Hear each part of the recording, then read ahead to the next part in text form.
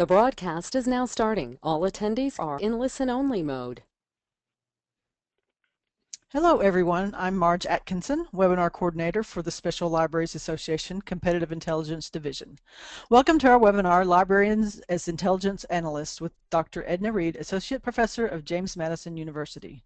We'd like to thank Aurora WDC for hosting our webinar, and before we start, I'd like to cover a few things. For those of you on the phone, your lines will be muted. Please ask questions in the Q&A window as they come up, and we will address them at the end of the webinar. We'll also have a few polls during the webinar, and we'll prompt you to respond as those come up. This webinar is being recorded, and the recording will be available to all those registered within the next few days. Also, please feel free to use social media during and after the webinar. The Twitter hashtag for the webinar is hashtag SLACID. And now I'd like to introduce Dr. Reed.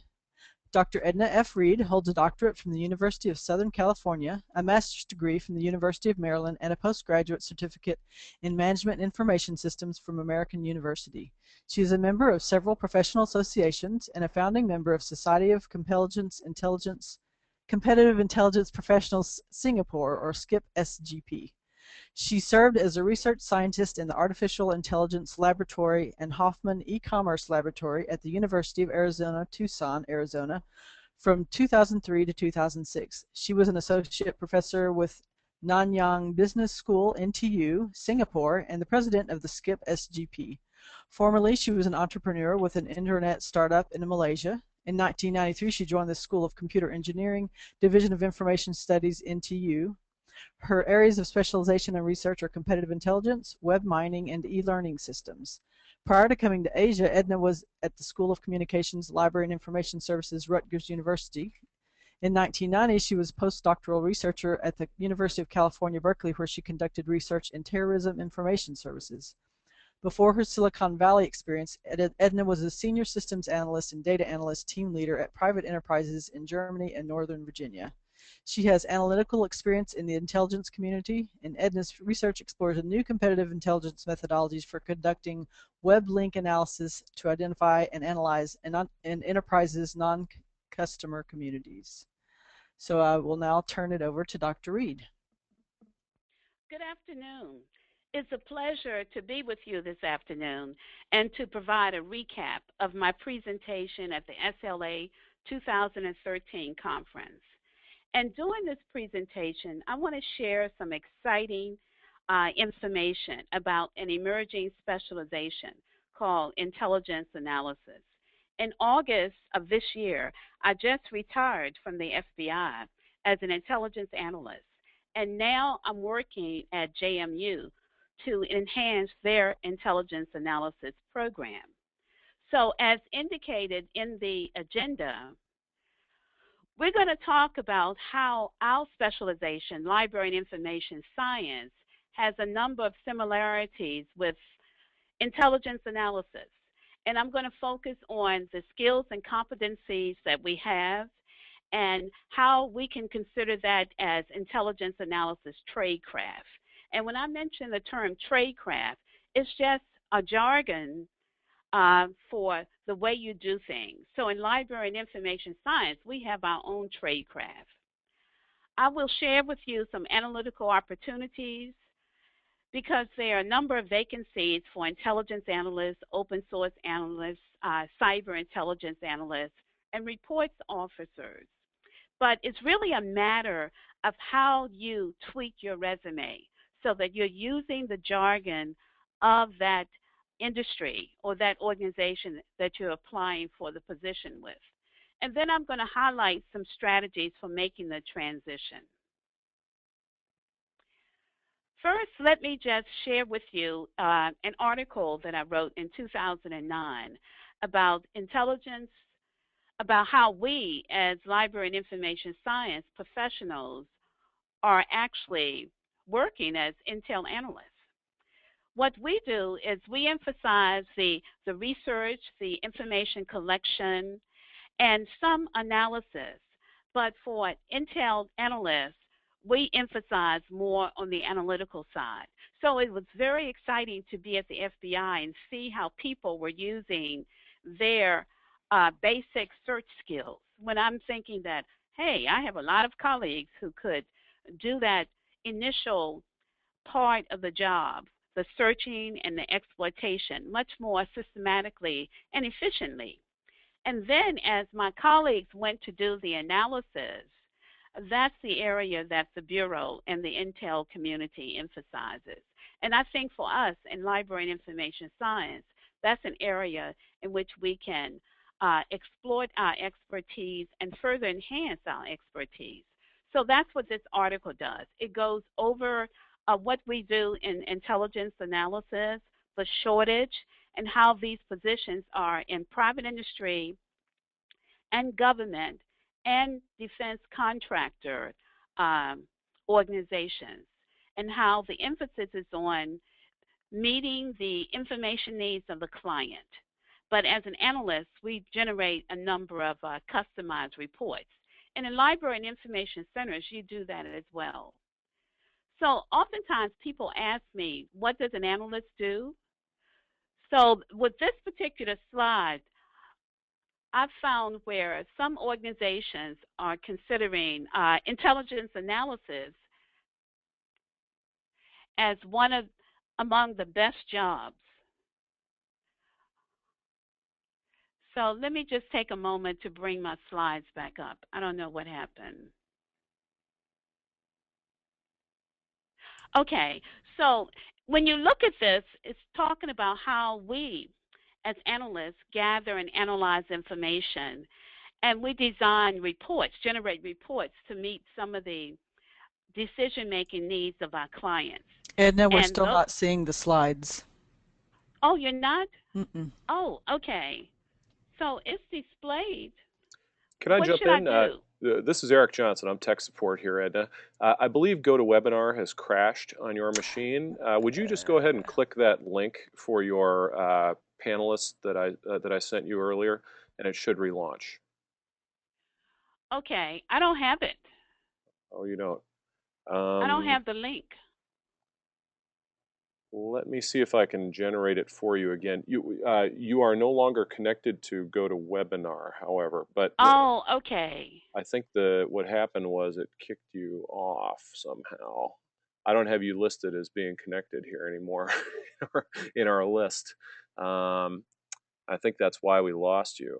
If you like, we could continue, and you just need to prompt me when to advance the slides, but I'm happy to throw the slides up for you if you give me just a second. Oh, okay. I'm on slide 4.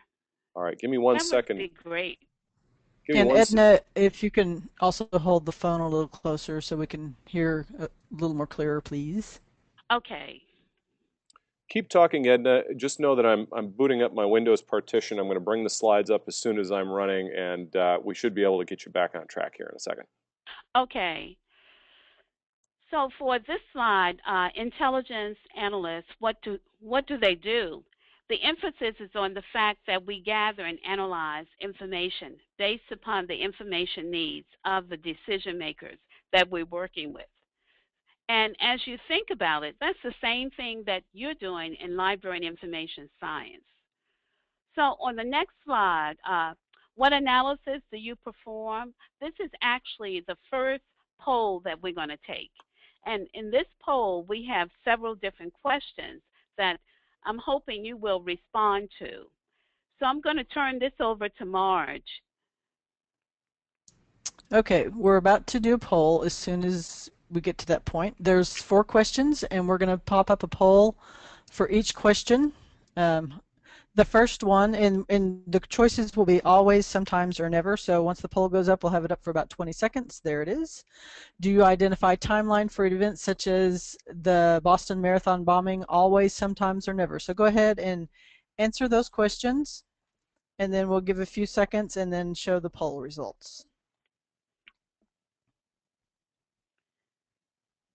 Should I hang up and call back in? No. No, you're good. We can hear you. Okay. We're fine now, Edna. We have the slides back up again, even if you can't see them. We're on slide 5, which is exercise 1, and I think if you just follow along on your machine locally, we should be able to stitch this back together. Okay, good. Voting has stopped, Marge, at 80%, so I think all who voted or plan to vote have done so. Okay, so if we can show those results. And I'm not sure if Edna can see the results, No. but the 9% always, 41% sometimes, and 51% never. Okay. So I didn't know if you wanted to comment on that, or we'll go to our next poll. Okay. Now, when it comes to identifying timelines, that's one of the major activities for intelligence analysts. And normally we're identifying timelines, not just after an event, but also before an event. Okay, the next question.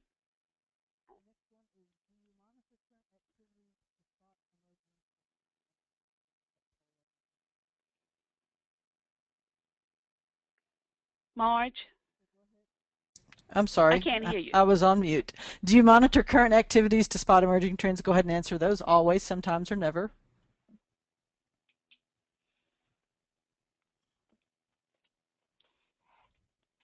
Give a few more seconds to get those answered.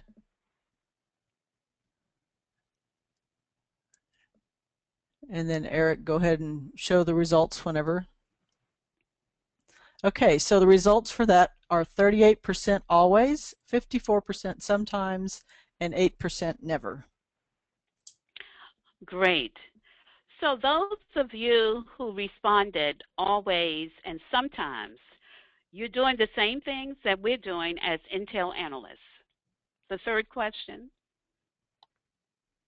Okay, the next one is, do you evaluate information to identify context and conditions under which it was generated? And go ahead and answer always, sometimes, or never.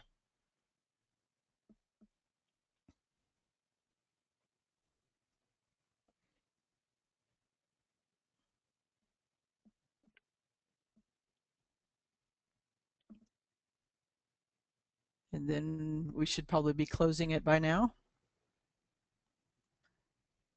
The results for that were 49% always, 38% sometimes, and 13% never. One of the major responsibilities of an Intel analyst is to be able to evaluate information. And not only must we evaluate it, we must also try to validate the information, identify the reliability, and be able to integrate that into our analysis and into our final deliverable. Do we have time for the last question? Sure, we'll go ahead and do that one. It's in your deliverables to customers. Do you describe how you evaluate the quality of information? Always, sometimes, or never. Please go ahead and vote.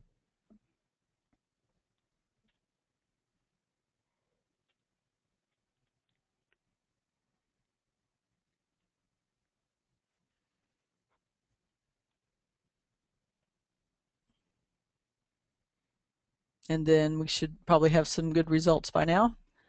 23% said always, 67% said sometimes, and 10% said never.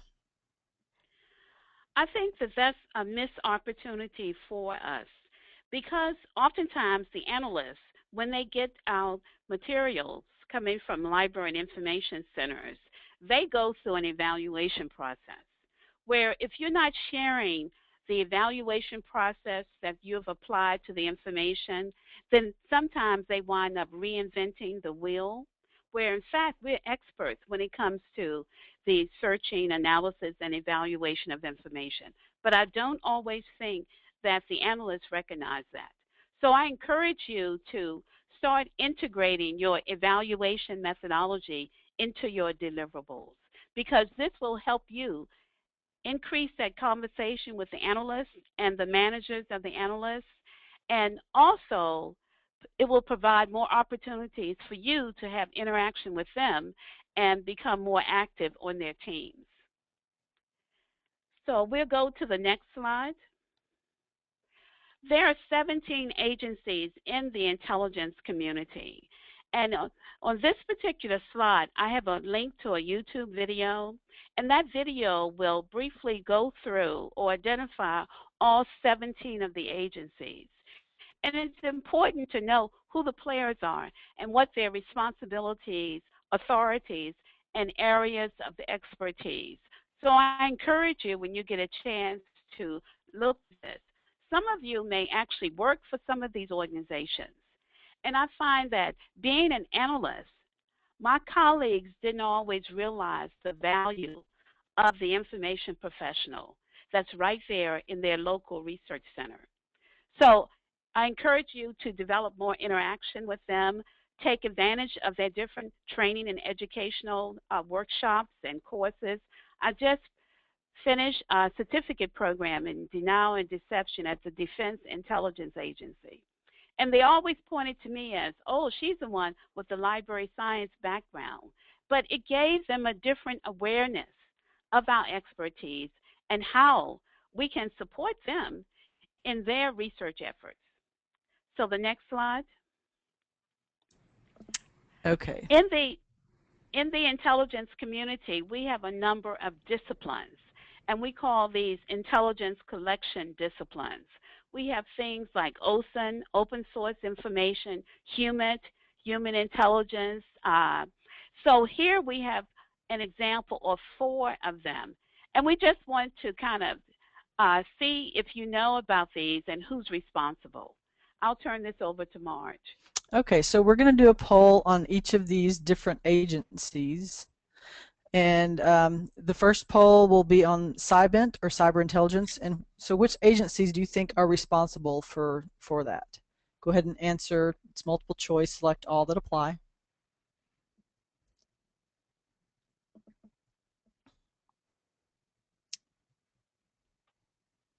And then we'll pop up the results in a few seconds to see what we think covers CybInt.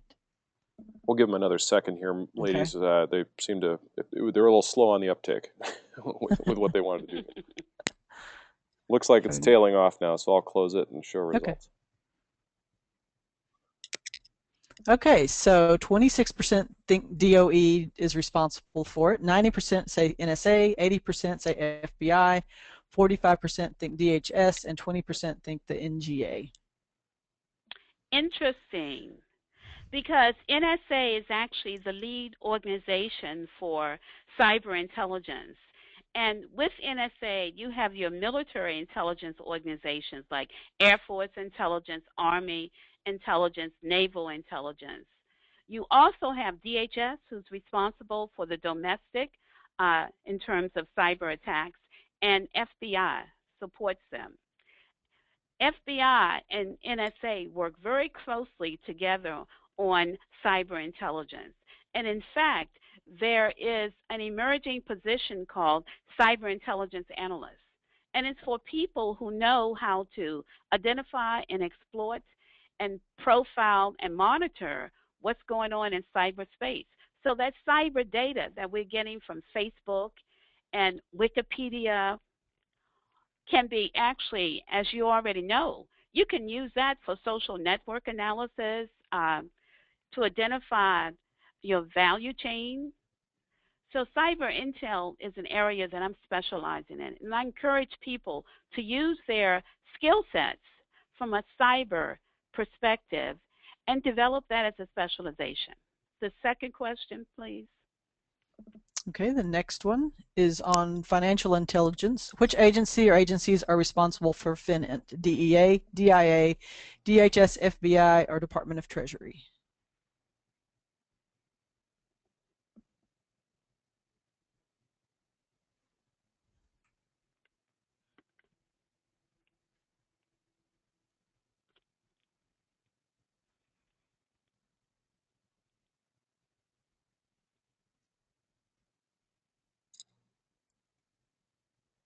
Still climbing. And then we'll just have 2 more polls after this. Okay, so they are participating. That's great. Yes. Okay, so the responses to this are 21% think DEA, 19% DIA, 25% DHS, 63% for FBI, and 89% for Department of Treasury. And you're right, the 89% for the Department of Treasury, because Treasury is the lead when it comes to financial intelligence. FBI supports them in terms of financial intelligence, and FBI has a whole unit that's devoted to this.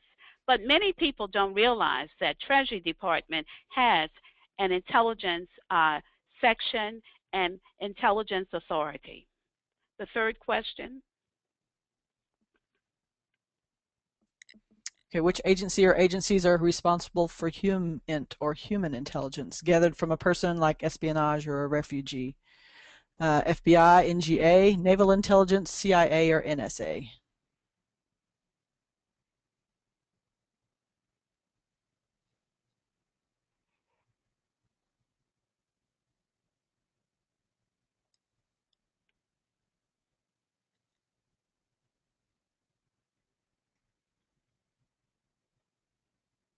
Okay, and the responses are 76% think FBI, 13% NGA, 37% Naval Intelligence, 94% CIA, and 63% NSA.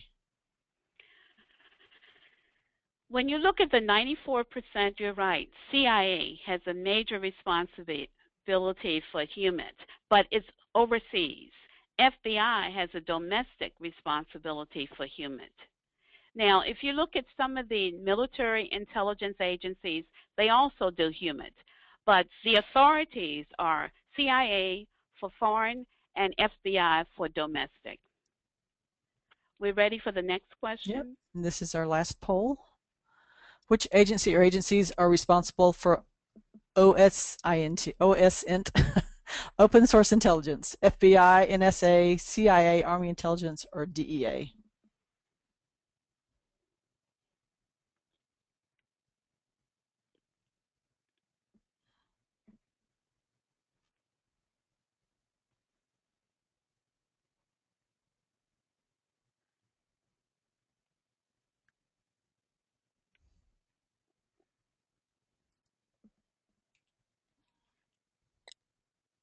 And the results are 62% FBI, 82% NSA, 57% CIA, 38% Army Intelligence, and 30% DEA. When you look at OSINT, all the agencies are responsible, but CIA leads because they have the Open Source Center. And the Open Source Center is the premier center for government access to open source information. And in fact, the Open Source Center has started recruiting people who have strong library and information science backgrounds. FBI also focuses on open source intelligence because we're talking about publicly available information. And as you know, the statistics are 80% of what's available is open source. 20% would be in the secret. So now for the last 10 years, especially since 9/11, the government has been pushing open source information. And all agencies are responsible, but CIA leads with the Open Source Center. The next slide.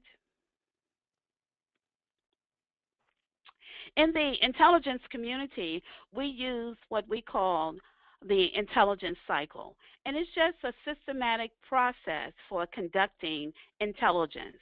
And you can relate this very easily to what we do in library and information science because this cycle starts with the information needs of your consumers. So what we have in the Intel community is RFI, Request for Intelligence. And it's similar in some ways to a request for information. And based upon that RFI, the Intel community collects information. So when we go back to the INTs, those are the disciplines that we use in terms of collecting intelligence. And you have different agencies like NSA that's responsible for collecting SIGINT information. Now, with that information that's collected, processed, it has to be analyzed. And in this whole Intel cycle, analysts play a major role. And not just analysts, you have acquisition specialists, you have foreign language specialists, you have agents, Intel officers. So the cycle is very integrated, and it's very easy to associate that with what we do in library and information services. So the Intel community analyzes the information, and we generate reports that should be based upon the RFI. And those reports are disseminated, and we get the feedback from our customers. Sometimes the feedback is positive, but that's not always the case because this Intel cycle is a very traditional process, and you may have heard your colleagues talk about how it's too traditional, especially with the increase in cyber activities.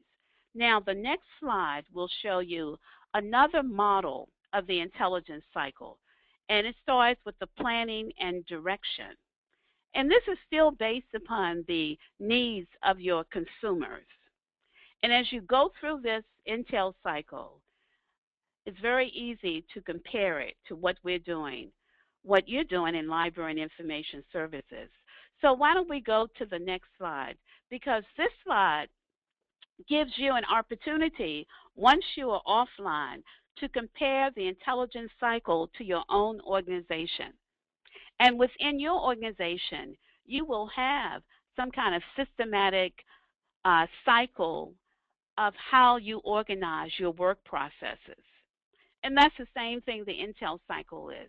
But if you're applying for a position in the Intel community, or you're talking to analysts or senior Intel analysts, then you may want to start referring to the Intel cycle in terms of how they do their work. And you can very easily talk about how that relates to what you're doing within your own library and research center. On slide 11, I summarize some of the critical skills of an intelligence analyst. And the first one is oral and written communication. That's the same thing that is important in our own domains. Secondly, is the knowledge of analytical methodologies. So here at JMU, we have courses in competitive intelligence where the students are using value chain analysis, Porter's 5 forces, SWOT analysis, but we've extended that to other analytical methodologies such as ACH, the analysis of competing hypotheses. So there are a number of methodologies that analysts have to use. And some of my colleagues, some of people who are still in library and information services, they say, oh, I can't be an analyst because when it comes to analytical methodologies, that's not one of my strengths. Well, when I was hired at the FBI, I had to go away for 2 months, boot camp for IAs, and that's all we did. Focus on methodologies, how you do briefings, how do you write your products. So these organizations have very extensive education and training programs that will help you to enhance your analytical backgrounds. Another major skill set is the ability to work under pressure and on teams. You're already doing that. And you do need a domain expertise. So we're talking about things like a geographical area, a technology, you could have a language, you could have a security background. In the Intel community, they take any specializations because the whole idea is that you're dealing with global issues and all kinds of phenomena. So you need people with all kinds of competencies and backgrounds. They also are interested in people who have foreign language proficiencies. So those of us who went through undergraduate program where you had to have a foreign language, and we may not have used that foreign language since undergraduate, all you have to do is take some refresher courses. And if you don't do that, make sure on your resume that you highlight that you've had 5 years of a particular foreign language, because that means that you have an aptitude, and you could be one of those who they would select and then send to a foreign language training institute. So there are a number of ways to shape your resume so that it's very appealing for analytical positions. Now I'll go to slide 12. This is another exercise that you can do offline in which you match your skills and competencies to analytical skills. And the first one is the methodologies. In the bibliography, I have a link to Analytical Tradecraft publication that's published by CIA. And in that publication, they go through the 809 basic IA methodologies. And if you're really interested, you should look at that publication because methodologies are a major set of competencies for us. The second major skill set is to be able to search different databases, do triangulations, analyze and evaluate the results. But not only do you have to search the databases, you may have to use Access and Excel to actually create some customized databases. I've already talked about number 3, about the domain knowledge. What I want to do is skip to 6, research method skills. Research skills are extremely important in the Intel community because there are a lot of different methodologies and tests that are associated with the research area. In my background, I normally deal with unstructured narrative type data that's more difficult to quantify. So regardless of your research skills, they may be more mathematically oriented, like statistical skills, or they may be skills that are more behavior oriented. In the Intel community, they're looking for diverse people with diverse backgrounds and diverse skill sets. So I'll go to the next slide, 13. One of the major challenges for us in intelligence analysis is to be able to identify, search, analyze, and integrate all source information. All source information is open source, unclassified information, and classified information. So we've got to be able to exploit all kinds of databases. Some of them are in-house. A number of them are commercial databases. So I have colleagues who, when they do their resumes, they will say that I've searched a number of databases. Hey, that doesn't mean anything. You need to say that you have proficiencies in LexisNexis or whatever databases that you're working with, Bloomberg, because that makes a difference.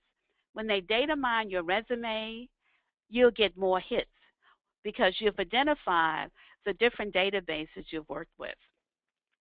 So some people ask me, what's the difference between intelligence, analysis, competitive intelligence, and business intelligence? In the IA field, in the intelligence analysis specialty, we deal with external unstructured data, which is normally associated with competitive intelligence. But we also use business intelligence tools because we have to exploit structured data, some of our internal databases. Or we may be working on a team that just was working with the Boston Marathon bombing. You're getting all kinds of information. And you've got to be able to know which tools, which databases, which methodologies can you apply to that data so that you can identify the patterns, you can identify the gaps and relationships. And all of this is supporting our customers, our decision makers. On slide 14 is an overview of the intelligence.gov website. And this website identifies different career paths in the intelligence area. And to the right of this slide, I've identified a number of different positions because people will think, oh, we just need Intel analysts. We need healthcare analysts, management analysts, open source. Reports officers are people who generate a lot of reports. That's all they do, is analyze the information and write reports. But they're writing very tactical, short-term reports. As an analyst, I was a strategic analyst. So my reports were much more analytical and detailed. And my turnaround time was like 6 months, where a reports officer, they need to get those reports out 2 or 3 days, and then they could be assessed based upon the number of reports that they generate a week. So there are all kinds of positions for all kinds of talents. So I'll go to slide 15. This is a position that I've captured from the internet of an intelligence analyst. And in this position, they want the candidate to be responsible for open source multimedia collection and analysis. As you go through this position, you should compare it to what you're doing now and see if you can identify similarities and differences, because a lot of the similarities are there, but the differences could be the terminology. In the intelligence community, like any other specialized area, you have to learn the jargon and you have to use it. And as you use that jargon, you get respect because you're speaking the language that other people can understand. So, what we call cataloging in Intel, we call it metadata analysis. It's the same thing. So, on the next slide, I have you doing another offline exercise. So, here to the left, I have a list of analytical skills, and I ask you to identify the skills that were listed in this job description from Lockheed, and then check whether or not you have those skill sets. So it's a good personal check to see how you map to a generic Intel analysis position. Now I'm on slide 17, and this slide goes back to my article about information professionals as IAs. And one of the major things that we have to do is, as I said earlier, use the jargon. Use the same jargon that your clients are using. And this is nothing new. You guys already know this. But what I'm saying is that I think we have to do more of this in our SLA workshops, in our SLA conferences, our webinars. We have to start using the jargon that's being used by these other communities so that our clients and our customers will know that we understand what they're talking about. So here I make a distinction between open source information and open source intelligence. Because as you know, the information is vast and very diverse. But the intelligence comes from when you analyze, triangulate, integrate open source and classified information. The intelligence becomes the output. On slide 18, I provide a sample resume in terms of what it should look like if you're applying for an intelligence analysis position. What should your resume look like? And it's a matter of taking what you're currently doing as an information specialist and using the jargon and rephrasing some things. Not that you will be lying, but you will be framing it from an Intel analysis perspective. And that will help you as your resume is being data mined, then it will be easier for the computer system to identify the different terms that will match the data mining dictionary. And it will increase your scores and give you a higher probability that your resume will be viewed by a human person. On slide 19, this is an old version of the website of the Open Source Center. And Open Source Center is now one of the major employers for people who have library and information science backgrounds.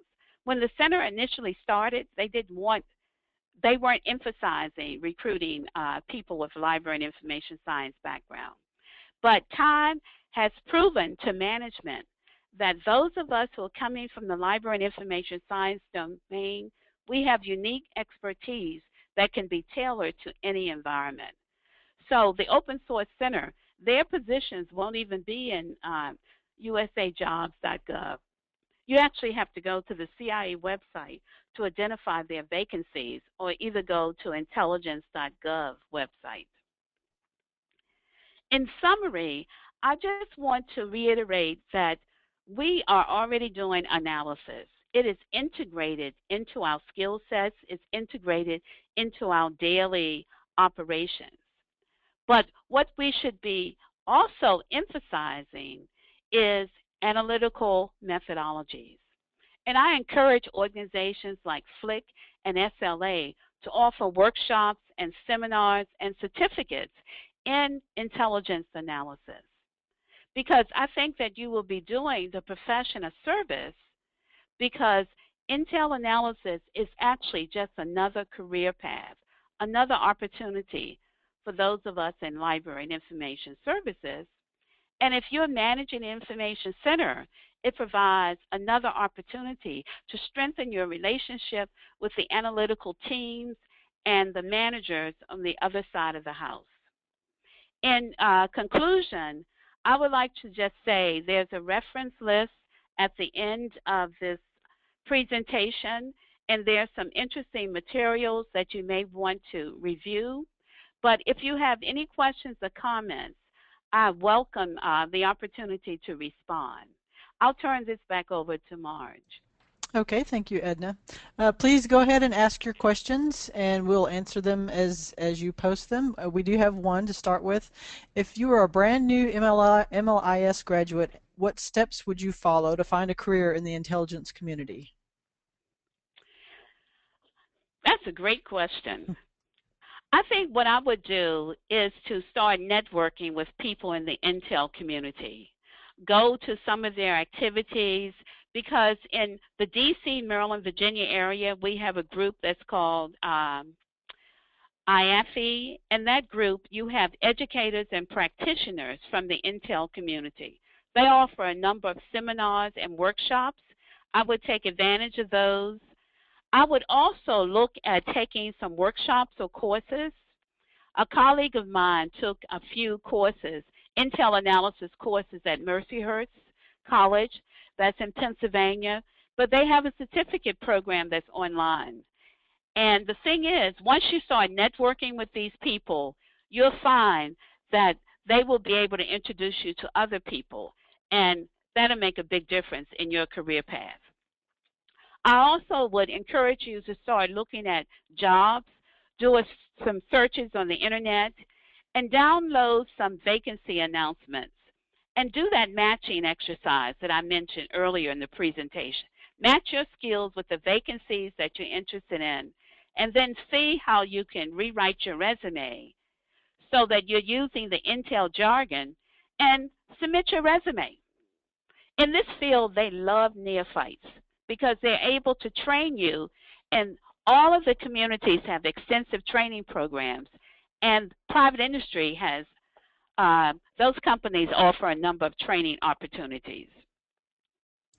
Marge. Okay, great advice. All right, what future skills should library and info pros be focused on acquiring, which will be in high demand down the road? Cyber intelligence. Because if you look at this whole emphasis on cyber, there are cyber attacks everywhere, and it doesn't matter what industry you're working in. But when you look at the educational path, the emphasis is on cyber network specialists, cyber security specialists. These are technical people with technical expertise. They don't have analytical skills. The cyber attacks are so rapid that these people can only do ad hoc review. And all of that data is not being analyzed because they don't have analytical teams to work with them. So if you look at our library and information science backgrounds, you take 1 or 2 cyber courses, or take a networking course, or go to a community college and take a networking course, then you can apply for a job as a cyber intelligence analyst, because the technical people need analytical people to work with them. And a major gap is to write reports that you can brief to decision makers, because the cyber security network analyst cannot brief a non-technical manager. And that's a major shortage right there, to be an analyst with a cyber understanding and to have top-notch briefing skills. Marge. Can you please list the different methods and types of IA again? The different methods and types? Yes. Okay, if you're looking at intelligence analysis as a career path, you can be an open source analyst, and that's an analyst that focuses on open source information. You can be an all source analyst, therefore you work with classified and open source information. You can be a reports officer, and your duty is to do tactical intelligence. You're writing short-term papers, but you're writing them constantly. You also can be a management analyst, and especially for people who are into budget and project planning. So if you go to the intel.gov website, you'll see a number of different positions, not just for analysts, but for people who have foreign language expertise. Another area is healthcare analysts, and that area is going to grow. Now, we do have some programs that are doing health informatics, but they have to make sure that they have a lot of analytical courses in there, because management is saying, these people can't analyze, they can't write, and they can't brief. And sometimes you only have 3 or 4 minutes to brief an executive. So go to intel.gov and you see a number of different positions listed. But when it comes to the analytical methodologies, then get that book, Analytical Tradecraft, that's listed on the bibliography, because that will give you at least 9 to 10 methodologies, and they're categorized into 3 different categories. And those of us in library and information science, normally we're doing basic analysis. So it will show you the kind of methodologies that you want to start integrating into your toolkit. Marge. Okay. What agencies might be interested in a candidate with a law degree and an MLIS? A lot of different agencies. Because if you look at FBI, CIA, NSA, all of them are interested in people who understand that legal jargon, because you have policies, you have contracts, but you also have that MLS background. So that means that you can search and identify information, you can triangulate, evaluate, analyze, and generate reports. So that's a great combination. But you have to make sure that you look for jobs, or like on the internet, you look for vacancies for people who have that combination, and look and see how do they design their resumes. What kind of positions are they looking for? We have some great analysts who have law degrees. We also have agents and collection officers who have law degrees. So open up your mind, your eyes, because you can package yourself in so many different ways. But search on the internet to see how other people are packaging themselves. Marge. Okay. Many Intel jobs seem to be in the DC area. What is the likelihood of Intel jobs outside of DC? If I use the FBI as an example, they have 52 field offices. CIA has different locations. And you can get Intel jobs with state governments, police departments, local industries. So there are a number of Intel jobs outside of the DC area. I think what you have to do is to look for analytical positions in your area and see what are some of the titles, because I think that's a major challenge. What do they call those positions in your area, and what types of competencies are they looking for? So search within your area, but be creative. You know, look for analysts and do a geographical search. And if you have trouble, you can always contact me later. Okay. Marge. Can you recommend some ways to improve your analytical skills? You know, that was a major challenge for me, because I hadn't been in college since the 1980s, and I wanted to have an analytical specialization. And that's why I went back to school. I'm interested, and I push certificate programs, because we're in the time of certification. By going into the certificate program, I'm certified as a deception specialist. But that wasn't enough for me. I specialize in cyber deception. So look for workshops and certificate programs, and contact your division presidents in SLA and tell them that they need to organize some analytical workshops. And here at James Madison, we would love to team up with an organization and offer some workshops. Okay. So I think that that's a major opportunity for SLA and FLIC. Great idea. What is the interview process like? And that's the broad question. So It's very interesting. because now they may give you a written test, that's a thinking test, and give you a personal interview. But what they want to do is to see how you handle puzzles. How do you deal with gray areas? And are you self-motivated? And when you look at our discipline, we deal a lot with puzzles and, vagueness. That's what they're really interested in. And can you work under pressure? And can you work with integrated teams? And some of the people you may not be able to stand. Can you still work with them to get the job done? And it was interesting for me in the bureau because I started with a manager who didn't want to work with me. So it was very frustrating. But they transferred me to a team that welcomed my expertise.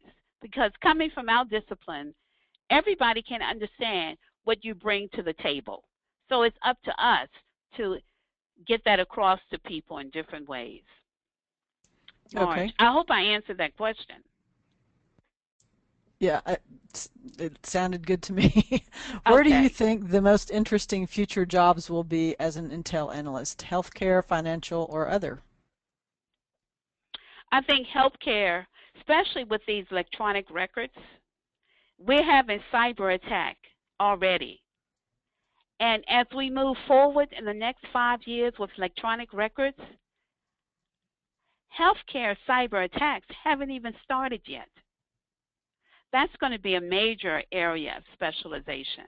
Because even as you look at it now health informatics, health information technology, great areas to specialize in. But to actually think about the cyber attacks, and I'm not just talking about government, private industry has to deal with cyber attacks. Individuals have to deal with cyber attacks. Teachers, students. So this whole thing about cyber, exploiting cyber-based information and how you can use it to create profiles and do social networking.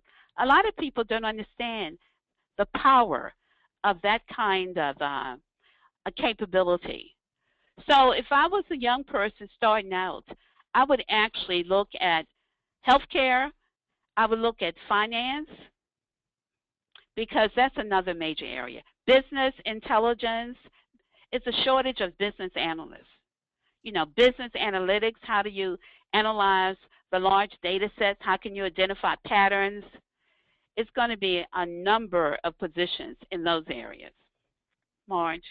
Okay. What backgrounds beyond the obvious are barriers for non-neophytes? For non-neophytes,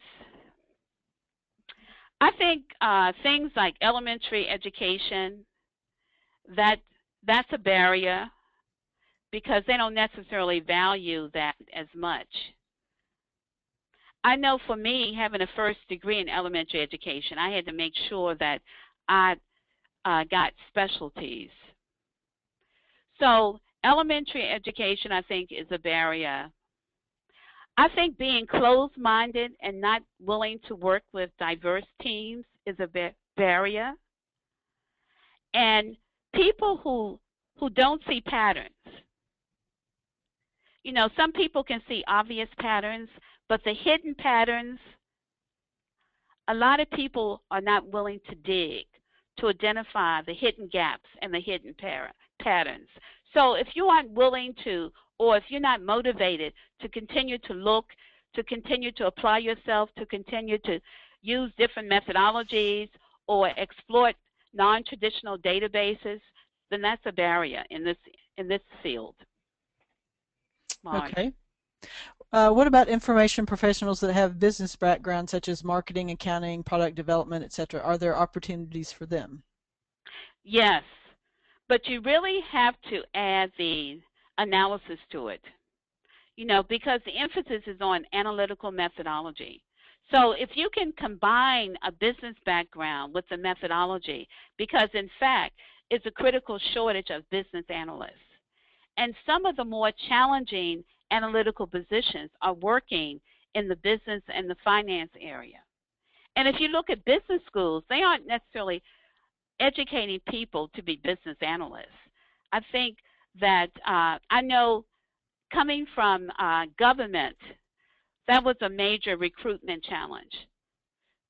You know, to recruit people who have a business background and have analytical skills. So if you're coming from marketing, product development, you should combine that with business intelligence. You can also combine it with a cyber intel course. So the whole thing is the integration of these skill sets and being able to package it different ways. Marge. Okay. What kind of background checks does one go through, and how does it vary by agency? Does it make for a long hiring process? It does. It makes for a long hiring process. If you, in this area, you're right, you have to have the clearances. The advantage I had is that I had a secret clearance because I was a researcher. So if you can work on projects where you can get secret clearance, then the background checks won't take as long because they've already done a part of it on you. If you are a younger person, a neophyte, the background check won't take as long. But you have to remember that the way you treat people and the way you position yourself on the internet can automatically knock you out of the running, because now they interview old boyfriends, old girlfriends, you know, so it's not just the neighbors anymore. So there's a whole emphasis on how people interact and how they've treated people in the past. So yes, background checks are still a challenge. And so try to do an internship or volunteer at a place where you can at least get a secret clearance. Okay. Marge. And we're coming to the end of our questions. If y'all have any more, just send them in quickly. I'll just do one more. What kind of onboarding and training is part of the process? All of the government agencies are required by Congress to have extensive training programs. And this came about after 9/11. So when I was hired by the Bureau and I had to go away for 2 months, I couldn't believe it. But the agents go away for training for 4 months. The analysts were going away for training for 2 months. Some of the organizations like DEA, they have a great analyst program. Most people don't even know about it. And with DEA, you have a lot of international opportunities and you have a different career path. They do 2 months of training. And the thing is, this training is only at the beginning.